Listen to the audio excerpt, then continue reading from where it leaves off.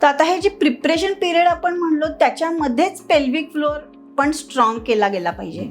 म्हणजे तुमची बॉडी एवढी प्रिपेअर्ड आहे की तुम्ही गर्भधान पण होतं आणि 9 महिने तुम्ही चांगल्यारीत्या पास करू शकताय. पेल्विक फ्लोअर स्ट्रॉंग झाल्यामुळे जे पूर्वी बायका करायच्या तर त्याच्यामुळे डिलिव्हरीज खूप इझी व्हायच्या. तर पहिल्या 3 महिन्यामध्ये मलासन हे आहेच, काही सोपी आसनं आहेत, सूक्ष्म व्यायाम आहेत ज्याच्यानी तुमचे जे सांधे आहेत सगळे ते लूझन अप होतील, जे फ्लेक्झिबल होतील. पहिल्या 3 महिन्यामध्ये काही वेळेला खूप करता येत नाही जोवर बाळ हे स्टेबल नाही आहे. जेव्हा एक तुमची 3 महिन्याची हार्टबीटची सोनोग्राफी झाली की सेकंड महिना हा अगदीच तुम्ही आसनं सगळी करू शकता. वीरभद्र आहे, गॉडेस पोज आहे, उत्कट कोणासन ज्याला म्हणतो, ही सगळी पेल्विक रिलेटेड आसनं आहेत. काही बसूनही करू शकता. त्याच्यानंतर सुप्तबद्ध कोणासन आहे, सपोर्टेड.